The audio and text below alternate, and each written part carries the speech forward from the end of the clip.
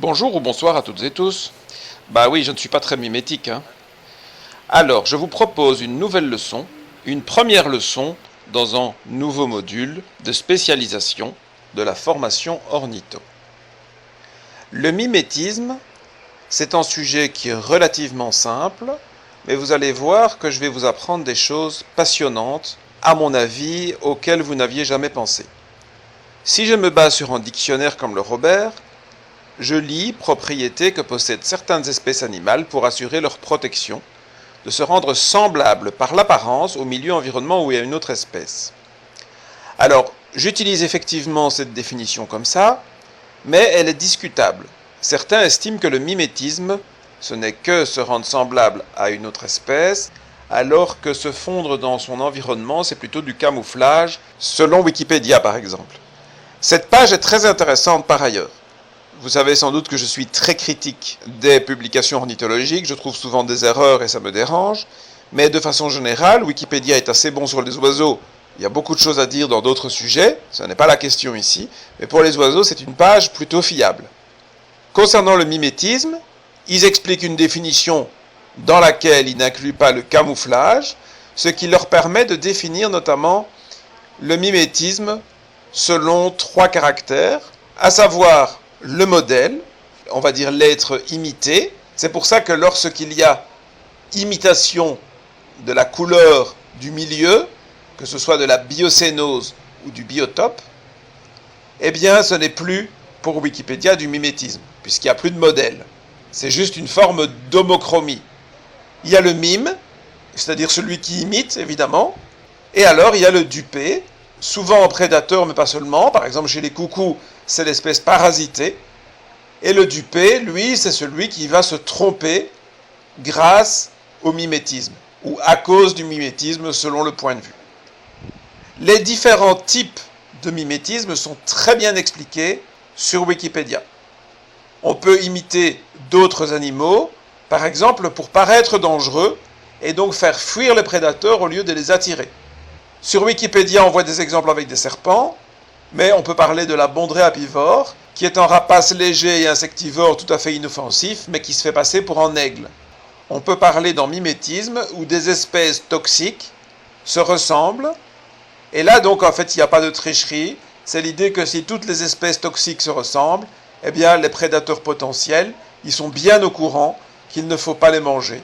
Et donc c'est un avantage quelque part pour tout le monde.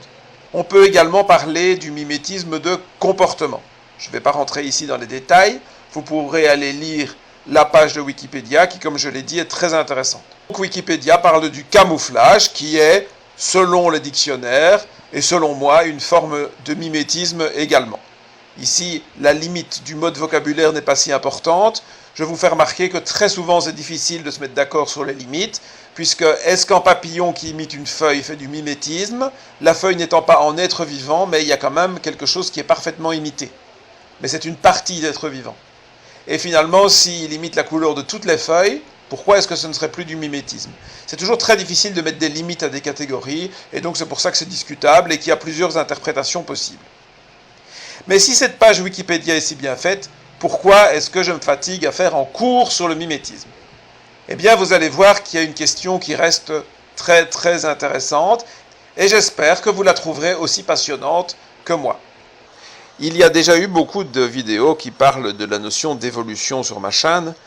Je ne vais pas y revenir dans les détails, et je vous parlerai tout à l'heure de la première partie de cette formation, dont celle-ci est donc la spécialisation.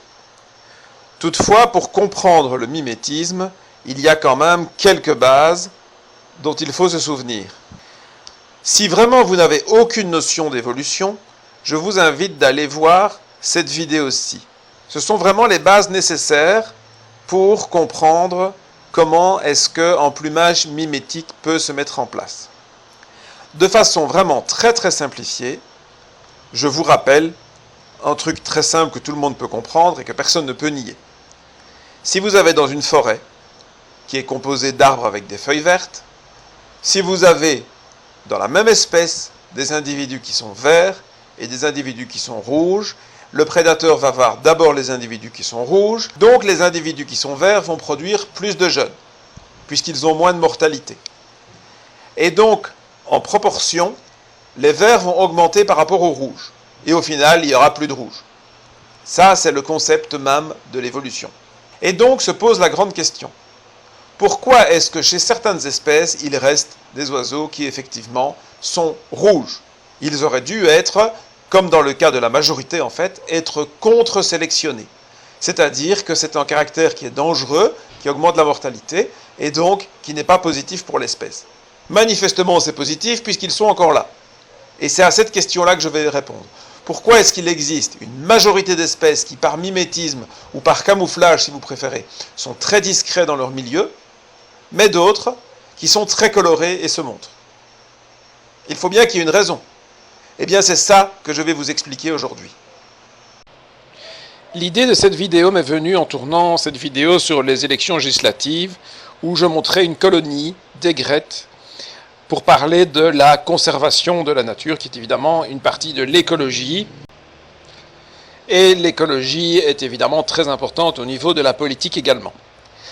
Et en filmant et en regardant avec attention ces belles aigrettes sur leur nid, comme ici, des grandes aigrettes toutes blanches, j'ai pensé au mimétisme que ces grandes aigrettes n'ont manifestement pas. Elles sont bien visibles de très loin, ça fait plein de taches blanches dans le milieu vert où elles ont installé leur nid.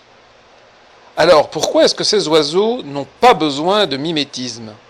C'est d'autant plus intéressant que vous constaterez que les aigrettes tricolores, ici on voit deux jeunes sur leur nid, sont foncées dessus, avec le ventre blanc, voici une adulte, et regardez comme elles sont discrètes par rapport aux grandes aigrettes. Si c'était une colonie dominée par l'aigrette tricolore, on ne verrait pas de loin tous ces points blancs qui attirent l'attention. Regardez aussi le jeune discret là sous les feuilles, on le voit à peine. On dirait que l'aigrette tricolore a cherché à être mimétique ou être bien camouflée par rapport à son environnement, au milieu où elle installe sa nid, et pas la grande aigrette. Or, ce sont deux oiseaux qui, même s'ils sont de taille différente, la grande aigrette est plus grande, vous l'avez compris, eh bien, elles fréquentent le même milieu, les mêmes colonies, elles mangent plus ou moins la même chose, c'est-à-dire des proies aquatiques, dans la plupart des cas. Et donc, on peut vraiment se demander, qu'est-ce qui fait que une espèce a pris une voie de mimétisme et une autre pas? Pour bien comprendre ça, je vais faire une analogie, mais une analogie qui va vous intéresser parce que vous allez peut-être apprendre également quelque chose sur d'autres oiseaux. Il faut penser au rapport avantage-inconvénient. Le plus évident, c'est avec le bec. Pensez à un limicole, par exemple en courlis, qui a un bec démesurément long. Est-ce qu'il pourrait avoir un bec plus long? Et pourquoi est-ce que ce serait nécessaire ou utile? Et si ce n'est pas utile, pourquoi avoir un bec aussi long? Je pense que vous comprenez bien la question. Pourquoi cette longueur-là? Eh bien, la réponse est assez facile à comprendre, plus facile que pour le mimétisme, c'est pour ça que je passe par cette voie. Le point crucial dans le cas de la nourriture, c'est de mesurer le rapport entre le bénéfice au niveau de l'énergie que l'on peut récupérer avec cet outil par rapport à l'énergie qu'il coûte. Et pour le bec, c'est très simple. Il faut donc calculer le rapport entre le bénéfice, qui est la quantité de calories supplémentaires que la longueur du bec supplémentaire apporte, par rapport au coût énergétique, qui dans ce cas-ci est principalement le poids supplémentaire qu'il faut transporter 24 heures sur 24 pour l'oiseau. De façon simplifiée, tout le monde comprend bien que si le bec était 10 fois plus long, il y aurait des problèmes pour voler. Et donc il y a clairement un optimum. Et c'est quand l'oiseau atteint l'optimum que le bec évidemment ne se rallonge plus. Eh bien, si vous comprenez ça, on est déjà bien parti. Maintenant, je vais vous montrer un oiseau qui a un bec particulier, c'est le colibri porte-épée, puisque c'est l'oiseau qui a le bec le plus long par rapport à son corps de tous les oiseaux de la planète. Donc on peut dire, plus long que ça ne sert à rien. Il y a d'autres critères à prendre en ligne de compte. Je vous ai parlé d'un rapport d'énergie, bénéfice, coût, mais l'énergie n'est pas que transporter le bec. Les colibris mangent tous des insectes et du nectar. Et le nectar est essentiel dans leur régime, ils ne peuvent pas manger que des insectes. Le problème, c'est qu'il y a beaucoup de colibris. Il y a beaucoup d'individus, beaucoup d'espèces. Et donc, bien souvent, il faut défendre son territoire. En fait, l'énergie dépensée à défendre son territoire pour un colibri C'est une des dépenses principales dans la vie d'un individu. Il faut tout le temps défendre ses fleurs par rapport à ses congénères ou à d'autres colibris qui peuvent être très différents mais peuvent être intéressés par ces fleurs. Le colibri porte-épée doit, certes, porter cette épée, c'est-à-dire ce long bec, tout le temps. Donc il dépense plus d'énergie, toute proportion gardée, que tous les autres colibris pour transporter son bec.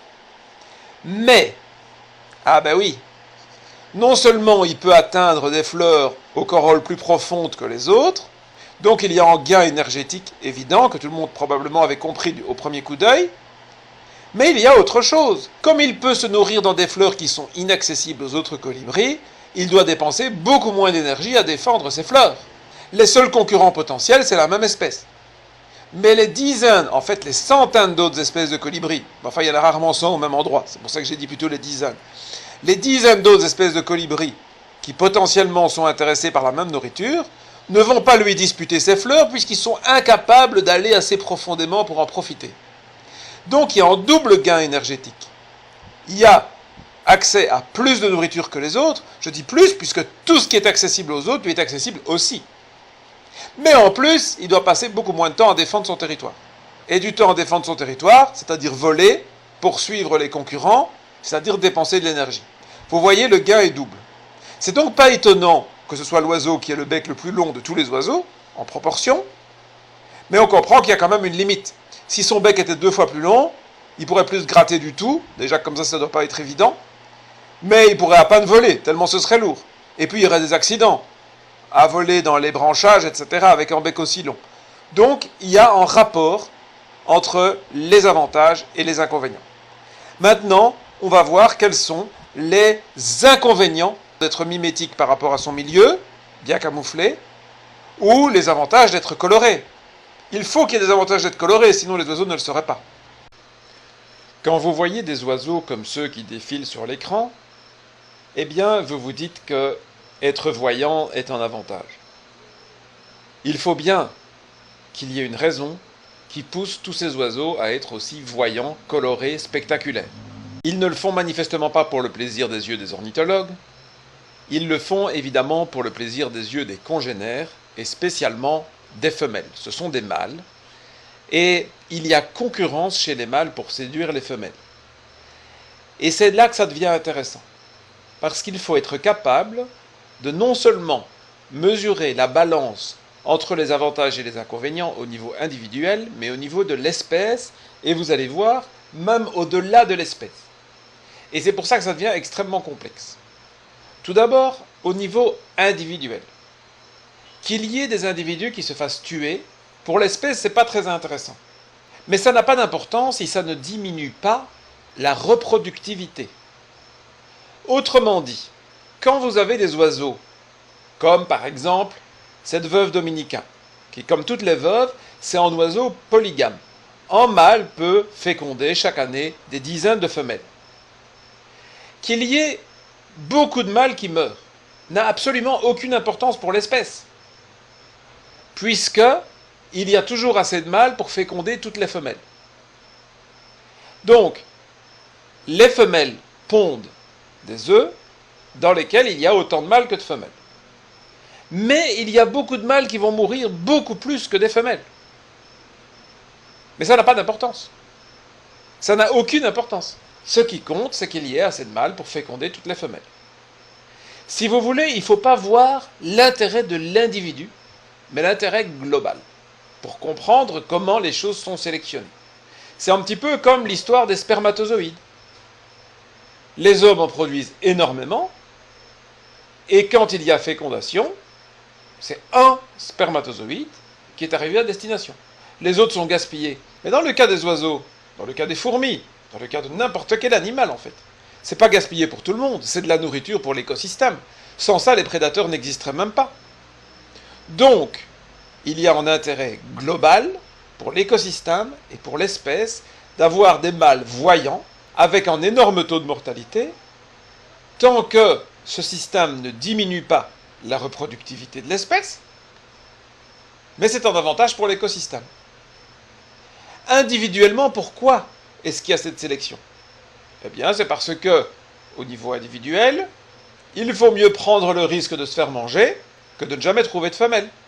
Et donc il y a concurrence chez les mâles pour être les plus attractifs possible, avec le risque de se faire manger, mais tant pis. Ceci dit, on limite quand même la mortalité, puisque ce plumage remarquable n'existe que pendant la période de reproduction, et puis après il y a une mue, et le mâle ressemble à une femelle, sauf ici dans le cas de la veuve dominicaine avec son bec rouge. Mais regardez par exemple chez les euplectes, les mâles sont vifs, colorés, contrastés, en période de nidification. Et puis il mue, regardez ici en oiseau, en transition, et puis il devient comme les femelles. C'est une stratégie parmi d'autres. Ce qui est intéressant pour l'écosystème, c'est de multiplier les stratégies. Il ne faut pas que tous les oiseaux fassent la même chose. On exploite mieux les ressources quand il y a diverses stratégies qui sont complémentaires. Dans le cas de nos aigrettes, quel intérêt pour les grandes aigrettes d'être voyantes? Eh bien, individuellement, on a envie de dire on est moins bien caché, on risque de se faire manger par un prédateur. Sauf que pour attraper une grande aigrette adulte, ou pour se battre avec une grande aigrette adulte pour manger ses jeunes, il faut déjà être très costaud. Mais que faire alors quand il y a des dizaines de grandes aigrettes susceptibles de vous attaquer? Une colonie de grands oiseaux blancs très voyants, ça veut dire attention, on est nombreux, on est fort, essayez toujours de nous attaquer. C'est donc un signal qui va repousser les prédateurs. Alors que dans une colonie discrète où tout le monde est foncé, de loin ça paraît pas très impressionnant et le prédateur pourrait peut-être être tenté d'essayer. Donc, si individuellement être discret peut être intéressant, au niveau du groupe, ça peut être intéressant d'être très voyant pour effrayer l'adversaire. Je vous invite d'ailleurs à voir ma vidéo sur les colonies. Pourquoi les oiseaux font des colonies? J'explique que le but n'est pas la sécurité. Le but est de mieux gérer, de mieux partager les ressources, le plus souvent la nourriture, mais aussi les sites de nidification, etc. C'est expliqué dans la vidéo. Quand elles sont mal réparties. Par contre, le fait qu'on soit en colonie dans un objectif de gestion des ressources peut alors devenir un avantage pour la sécurité à condition d'avoir certaines modifications. C'est ainsi qu'il y a des aigrettes solitaires, ou le plus souvent solitaires comme l'aigrette ardoisée, mais que nombre d'aigrettes coloniales sont très visibles. Donc au niveau des espèces, le plumage peut s'adapter en fonction du comportement, ou le comportement peut s'adapter en fonction du plumage, et en fonction des ressources, de l'environnement, etc.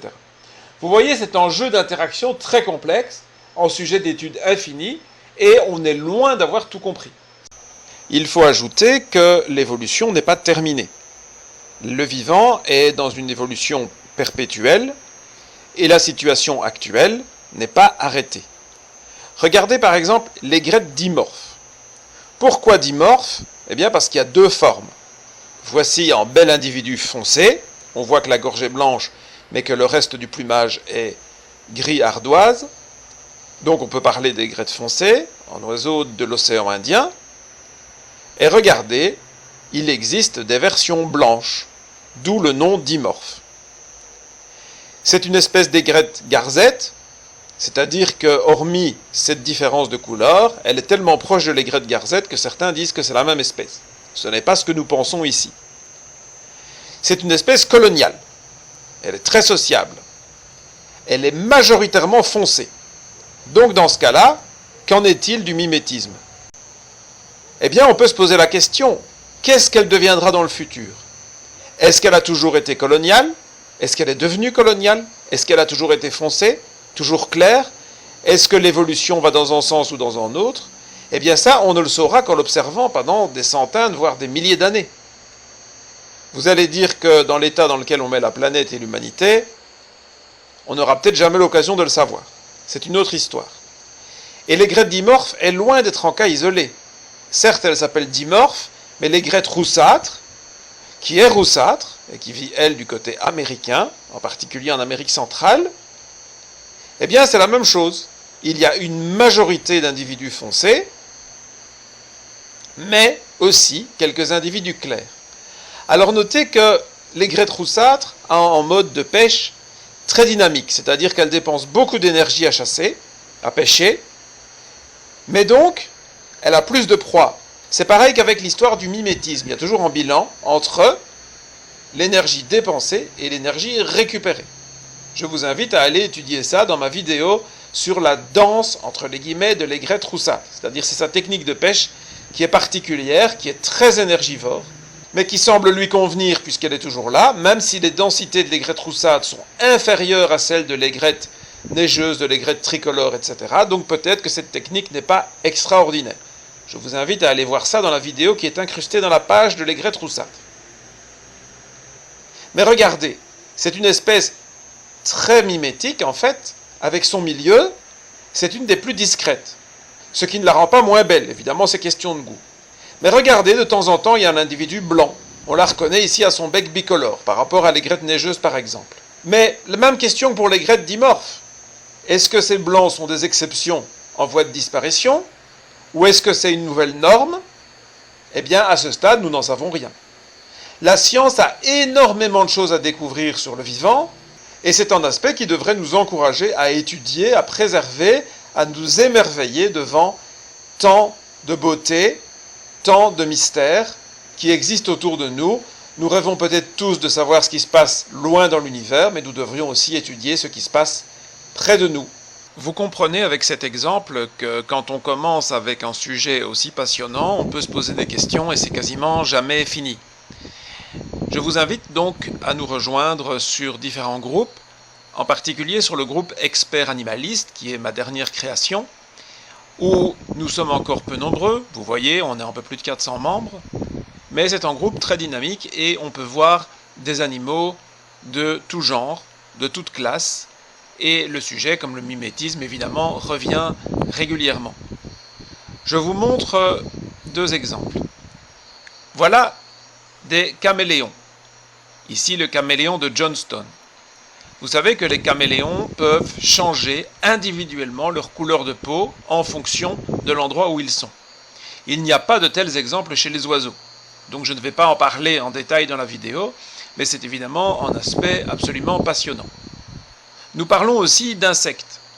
Chez les insectes, le camouflage, le mimétisme, je vous ai dit que la limite entre les deux était parfois discutable, est souvent remarquable. J'aime beaucoup cette photo de Géraldine, et je la remercie pour avoir eu l'autorisation de publier son image. Regardez à quel point cet insecte, c'est une punaise, est verte comme la feuille, mais c'est vraiment le même vert. Et regardez comment ses pattes combinent du jaune et du rose, qui sont des couleurs qu'on va retrouver sur la feuille également, par exemple, sur le bord. C'est assez fabuleux. Et donc on pourrait en parler pendant des heures, évidemment. On ne pourra pas faire le tour de tout ce qui est intéressant. Mais avant de finir, je voudrais vous montrer un exemple particulier qui existe chez les oiseaux. Et c'est un exemple qui est intéressant parce qu'il montre que certaines stratégies ne peuvent fonctionner que si ce sont des stratégies rares. Sinon, elles s'autodétruisent. Quand vous voyez cette buse, qui s'appelle en français la buse à queue barrée, ici sur l'encyclopédie Birds of the World, vous allez dire que c'est une buse sombre parmi d'autres. Si vous faites une recherche sur Google par exemple, vous allez tomber sur un grand nombre de photos qui viennent de eBird. En particulier une que vous voyez ici à droite, que je vais vous agrandir.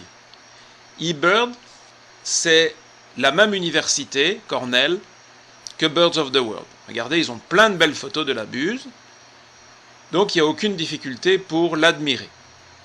Mais cette photo en particulier est intéressante parce qu'on voit à gauche la buse à queue barrée avec un urubu à tête rouge, et la ressemblance est assez frappante. Il n'y a aucun problème pour un ornithologue pour l'identifier, en particulier grâce à la bande blanche sur la queue. Mais quand vous êtes un petit rongeur au sol et que vous voyez une forme au-dessus de vous, une forme avec des ailes bicolores, eh bien vous ne faites certainement pas la différence, sans jumelles, entre un urubu à tête rouge et une buse à queue barrée. Et c'est bien le but. Cette buse, qui vit dans l'aire de répartition de l'urubu, a comme stratégie de voler à la manière des urubus pour que les proies ne s'enfouissent pas. Parce que des urubus, il y en a plein. Si les proies allaient se cacher chaque fois qu'il y avait un urubu, elles ne sortiraient jamais. Et donc ce serait négatif pour la population de proies, d'autant plus que ces proies n'intéressent pas l'urubu. C'est d'ailleurs pour ça que les proies n'ont pas peur des urubus. Eux, ils cherchent des charognes la plupart du temps. Donc la buse à queue barrée se fait passer pour un urubu, donc les proies ne s'enfuient pas et elle peut chasser plus facilement. Ça ne peut marcher que si la buse à queue barrée est rare, parce que si elle était commune, eh bien, par précaution, les proies se cacheraient chaque fois qu'ils verraient un oiseau qui ressemble à un urubu. Et donc, la stratégie ne fonctionnerait plus. Donc cette stratégie d'imitation ne peut marcher que si elle est rare. Tout à l'heure, je vous ai montré des oiseaux colorés en vous disant qu'il s'agissait de mâles qui prenaient le risque pour séduire des femelles. Or, il y a des espèces colorées où le mâle et la femelle sont identiques. Par exemple, chez les guêpiers. Ici, le guêpier à gorge rouge. Pourquoi est-ce que ce guêpier se permet d'être coloré? Et d'une part, vous l'avez compris, c'est un oiseau qui vit en colonie. Alors je sais, il n'y a pas que des espèces colorées qui vivent en colonie. Mais il y a toujours, bien sûr, une balance entre les avantages et les inconvénients. Mais en plus de vivre en colonie, c'est un oiseau qui a une organisation sociale très complexe, qui est expliquée ici dans ma fiche que je vous invite à aller voir. Et les jeunes et le nid sont protégés par un groupe reproducteur. Les couples utilisent des individus aidants, et donc ils sont nombreux à protéger la petite famille. Et vous savez, les prédateurs, ils ont aussi leur rapport entre l'énergie dépensée et l'énergie récupérée par de la nourriture. Est-ce que ça vaut la peine de se battre avec 3, 4, 5 guêpiers adultes pour arriver à trouver au fond d'une galerie 2-3 œufs ou 2-3 oisillons? Eh bien, la réponse est souvent non. Donc, être coloré et nombreux est une manière d'éviter l'affrontement. Et dans ce cas-là, c'est pas intéressant d'être mimétique avec son milieu, au contraire, c'est intéressant d'être bien visible. Vous avez donc bien compris que pour mesurer l'intérêt d'être coloré, ou d'être mimétique par rapport à une autre espèce, ou d'être bien camouflé dans son milieu, eh bien ça dépend de très nombreux critères. Que ces critères, on n'en comprend qu'une partie. Et qu'en plus, plusieurs stratégies peuvent cohabiter avec leurs avantages et leurs inconvénients, ce qui permet à différentes espèces de coexister, ce qui est intéressant pour le dynamisme et la sécurité de l'écosystème. Pour retrouver tous ces oiseaux particuliers sur mon site internet, je vous rappelle qu'il y a un outil recherche. Regardez par exemple un oiseau extraordinairement bien camouflé, c'est l'ibijo. En particulier ici l'ibijo jamaïcain. Et regardez que le mimétisme par rapport aux branches va loin. L'ibijo jamaïcain ici à gauche est clair comme les branches claires, et l'ibijo gris ici à droite est plus foncé comme les branches plus foncées. Donc comment est-ce que vous pouvez retrouver les oiseaux sur mon site? Eh bien c'est très facile, vous allez dans l'outil de recherche, vous indiquez le nom de l'oiseau, on a parlé par exemple de l'aigrette roussâtre, eh bien vous écrivez aigrette roussâtre ici, et vous allez voir, l'outil de recherche va vous trouver ça en quelques instants. Vous cliquez sur Continue Reading, oui c'est WordPress, c'est en anglais, et je pense que ça ne pose aucune difficulté, et vous retrouvez donc la bestiole et la fameuse vidéo que je vous invite à aller voir sur la danse de l'aigrette roussâtre, qui me semble quand même assez spectaculaire. Voilà, j'espère que cette leçon vous a été utile, nous en ferons d'autres. Je vous rappelle que vous pouvez me soutenir et soutenir la formation Ornitho en cliquant sur le pouce, sur la cloche et en faisant un don par exemple via la plateforme Tipeee. Je vous remercie et je vous dis à bientôt.